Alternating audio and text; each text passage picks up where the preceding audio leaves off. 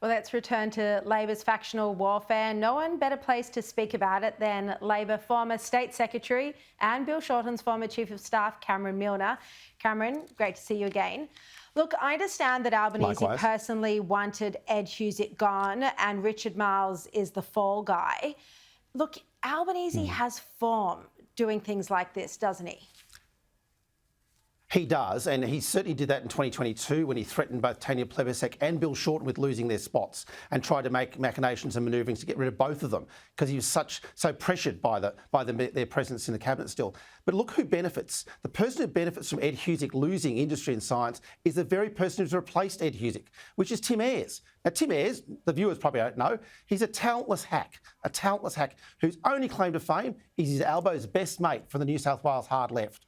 And he suddenly has Ed Husic's portfolio, and suddenly the left have control of cabinet now as well. So Albo's happy days. Best mate takes Ed's job after getting Marles to do the dirty work, and now also he has absolute carte blanche control of the cabinet with a full left agenda to roll out.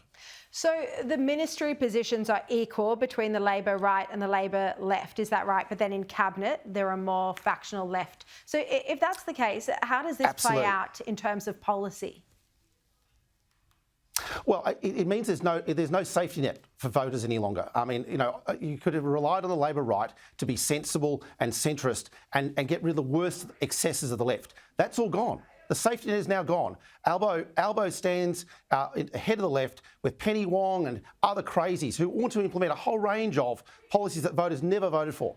But let's not forget, of course, that Penny Wong did put voice, truth and treaty firmly on the agenda before polling day in a deliberate act to get that up in this term of office. But there's a whole lot of other left policies as well that voters didn't vote for, the Labor right would normally say no to, but have now lost that power to say no on behalf of the Australian voters. Well, can you talk us through some of the other, what you and I would call radical policy areas that you suspect could now be on Labor's agenda, given the left do have the control of cabinet? Absolutely. You only have to look at what the Labor state conferences and national conferences have been passing to see where the Labor left want to go.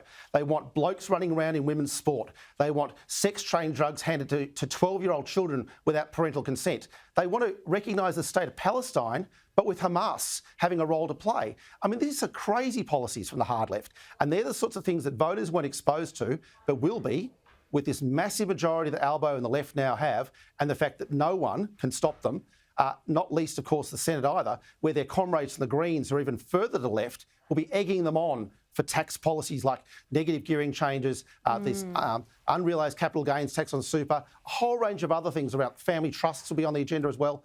No, we're about to see a radical lurch to the left, and the only thing stopping it is lazy Albo.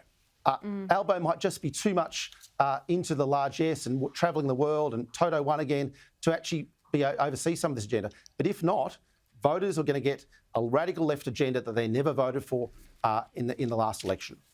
I mean, it's interesting because we're all talking about the size of Labor's win. And, when you get over 90 seats, no question, massive landslide. Yep. But, you've written before that this is a statistical anomaly because Labor's primary is so low. And for people at home, when I talk about Labor's primary, that's the number of people that actually put one on the ballot, in the ballot box when they're voting for Labor, and that's somewhere around the 34, potentially 35%. Cameron? Yeah, 65, two-thirds of Australians did not vote for Albo, and yet his government looks like it's got a massive majority. That's actually built on statistical numbers, not the primary vote.